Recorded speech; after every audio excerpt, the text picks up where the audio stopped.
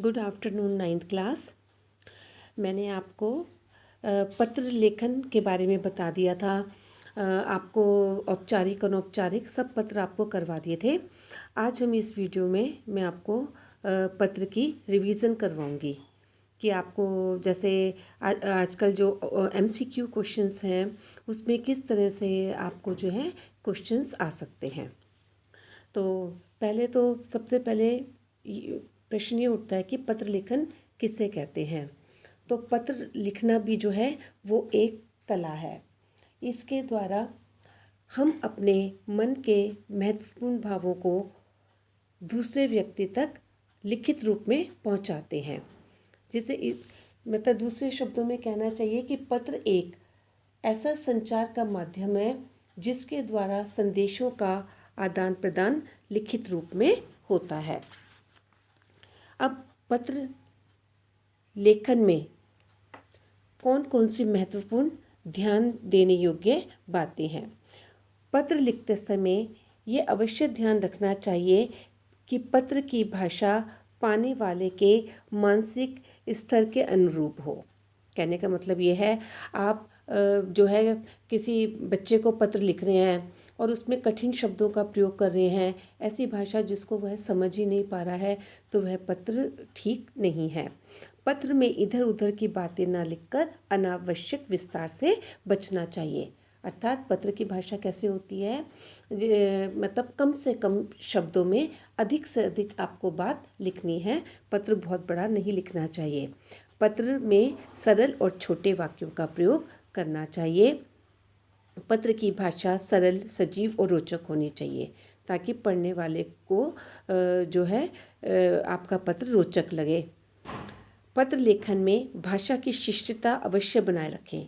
शिष्टता मर्यादा बनाए रखें, यहाँ तक कि विरोध प्रकट करने वाले शब्दों का प्रयोग पत्र में नहीं करना चाहिए। पत्र के विभिन्न अंगों में सामंजस्य बनाए रखना चाहिए। ऐसा ना हो कि कोई भाग एकदम छोटा हो और कोई भाग एकदम बहुत बड़ा हो। व्यक्तिगत पत्रों में आत्मीयता अवश्य होनी चाहिए। आत्मीयता मैंने अपनापन। जो घरेलू पत्र होते हैं, है ना, जो अनौपचारिक पत्र होते हैं, उनमें अपनेपन की भावना होनी चाहिए। पत्र का समापन, समापन मतलब एंड, समाप्ति इस तरह करना चाहिए कि पत्र का सारांश उसमें झलकता हो। सारांश, समरी।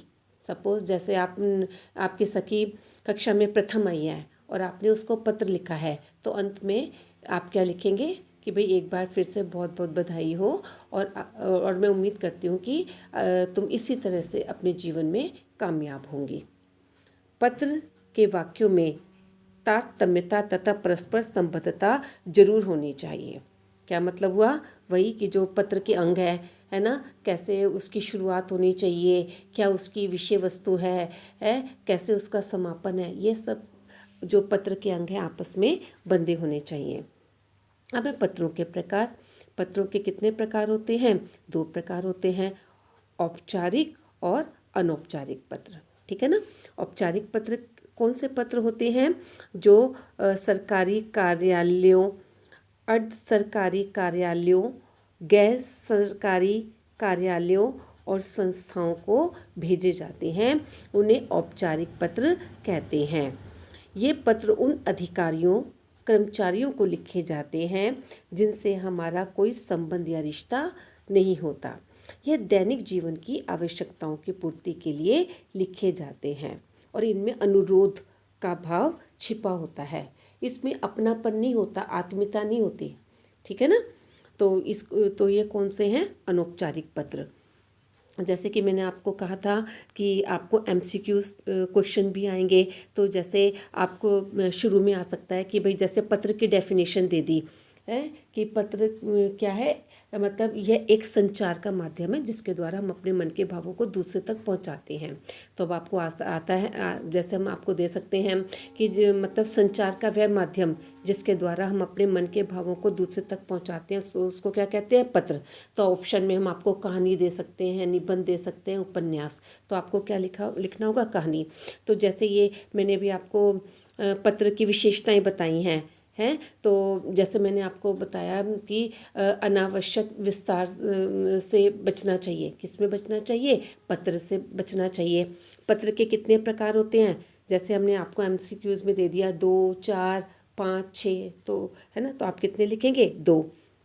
इसी तरह से जैसे मैंने आपको बताया कि सरकारी कार्यालयों, अधिकारियों या कर्मचारियों को जो पत्र लिखे जाते हैं वो पत्र के कौन से भेद के अंतर्गत आता है?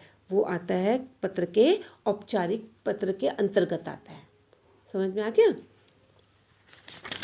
इसके बाद अब है औपचारिक पत्र का प्रारूप। ठीक है ना, औपचारिक पत्र का प्रारूप। जब हम औपचारिक पत्र लिखते हैं तो शुरू में हम लिखेंगे जैसे परीक्षा भवन, शहर आपका सहारनपुर है, आप सहारनपुर लिखेंगे, दिनांक तारीख डालेंगे। उदाहरण के लिए अगर आप प्रधानाचार्य को पत्र लिख रहे हैं तो आप क्या लिखेंगे? आदरणीय प्रधानाचार्य जी। विद्यालय का नाम एवं पता, यहाँ पर आप विद्यालय का नाम लिखेंगे। जैसे आपके विद्यालय का है Sophia girls senior secondary school है, और क्या आ जाएगा? सहारनपुर। विषय, उदाहरण के लिए अगर आपको खेल कूद की सामग्री मंगवाने के लिए प्रधानाचार्य जी को पत्र लिखना है तो विषय आप क्या लिखेंगे? खेल कूद की सामग्री मंगाने हेतु प्रार्थना पत्र। इसके बाद आप क्या लिखेंगे? महोदया। ठीक है ना। अगर आप मतलब मेल हैं प्रिंसिपल तो महोदया, अगर फीमेल हैं प्रिंसिपल तो महोदया। इसके बाद यहाँ पर क्या आ जाएगा? आपको भी ज़रूरत है खेलकूद की सामग्री मंगवाने के लिए, है ना, तो वो जो भी सामग्री है, जो भी कारण है, तो वो आप सब यहाँ पर लिखेंगे। अंत में क्या लिखेंगे? धन्यवाद। आपका आज्ञाकारी शिष्य, जो मेल हैं वो लिखेंगे आज्ञाकारी शिष्य, और जो गर्ल्स हैं वो क्या लिखेंगी? आपकी आज्ञाकारिणी शिष्या। ठीक है ना। स्वनिर्देश, अपना नाम लिखेंगी। ठीक है, क्लास है, सेक्शन है, अनुक्रमांक, रोल नंबर, आप ये सब लिखेंगी। तो ये क्या है? आपका औपचारिक पत्र का प्रारूप हैगा। इसके बाद दूसरा आपका पत्र का प्रारूप है अनौपचारिक पत्र। इन पत्रों को व्यक्तिगत या पारिवारिक पत्र भी कहा जाता है। ऐसे पत्र अपने मित्रों मैंने दोस्तों, रिश्तेदारों और सगे संबंधियों तथा शुभेच्छु मतलब शुभ इच्छा चाहने वाले व्यक्तियों को लिखे जाते हैं। इन पत्रों में आत्मीयता मतलब अपनापन, निकटता, घनिष्ठता वाला भाव बना रहता है, जिनमें घरेलू और निजतापूर्ण बातों का उल्लेख रहता है। निजतापूर्ण मतलब अपनेपन की बातों का उल्लेख रहता है। अब जो अनौपचारिक पत्र जो लिखे जाते हैं उसमें जो भेजने वाला है वो अपना पता और तारीख लिखता है, संबोधन लिखता है। अगर आपने अपने पिता को पत्र लिखा है तो आप लिखेंगे आदरणीय पिताजी। ठीक है ना। तो आप इस तरह से संबोधन लिखेंगे। अपने छोटे के लिए अगर आपसे कोई छोटा है तो उसके लिए भी आप कैसे लिखेंगे? प्रिय करके लिखेंगे, है ना, प्रिय लिखेंगे, प्रिय भाई, प्रिय बहन, इस तरह से। जो बराबर वाले हैं, जो मतलब बराबर वाले से मतलब है जो आपके हम उम्र हैं, उनके लिए भी आप प्रिय शब्द, प्रिय बंधु, है ना, इन शब्दों का प्रयोग कर सकते हैं। और जो बड़े हैं उनके लिए पूजनीय, पूज्य, आदरणीय, परम आदरणीय, इन शब्द का प्रयोग करेंगे। अभिवादन, है ना, जैसे जो आपके से छोटे या आपके बराबर वाले हैं उनके लिए तो आप लिखेंगे शुभाशीर्वाद, शुभाशीष, मधुर स्मृतियाँ। और जो बड़े हैं उनको आप क्या लिखेंगे? सादर प्रणाम, सादर नमस्ते और चरण स्पर्श।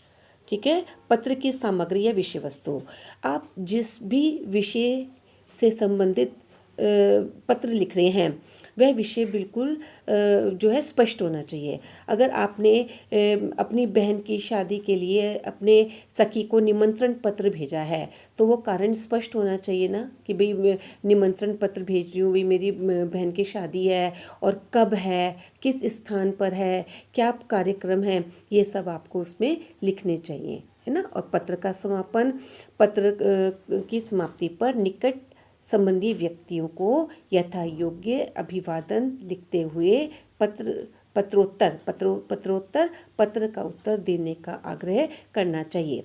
अब आप विवाह में तो बुला रहे हैं अपने भाई या बहन के विवाह में अपने मित्र को, लेकिन आप ये भी तो लिखोगे कि भाई जो है भाई आप मतलब सब परिवार जो है आएँ और भाई जो है अपने माता पिता को मेरी तरफ से नमस्ते कहना और छोटों को याद, ठीक है ना। तो इस तरह से आपको जो है पत्र का समापन करना है। स्वनिर्देश आप अपने लिए लिखेंगे, ठीक है। अगर माता या पिता को पत्र लिख रहे हैं तो आप लिखोगे आपकी पुत्री मित्र को लिख रहे हो तो क्या आ जाएगा, तुम्हारी सखी। तो इस तरह से जो है आप जो है पत्र का समापन करेंगे और अंत में अपने बारे में लिखेंगे, ठीक है। तो अब आपको इस तरह से मैंने आपको दोनों पत्रों का प्रारूप जो है वो बता दिया है। इसी तरह से MCQs में अगर आप आ सकता है आपको अपने मित्र को आपने जो पत्र लिखा है तो वो पत्र का कौन सा प्रकार है, ठीक है ना। तो वो पत्र का कौन सा प्रकार है, जैसे मैंने आपको बताया अनौपचारिक पत्र। तो कहने का मतलब ये है कि आपको पता होना चाहिए कि औपचारिक पत्र के अंतर्गत कौन कौन से पत्र आते हैं और अनौपचारिक पत्र के अंतर्गत कौन कौन से पत्र आते हैं। वह कौन सा पत्र है जिसमें आत्मीयता या अपनापन झलकता है, तो आप क्या लिखेंगे, अनौपचारिक पत्र, ठीक है। तो आज के लिए बस इतना ही।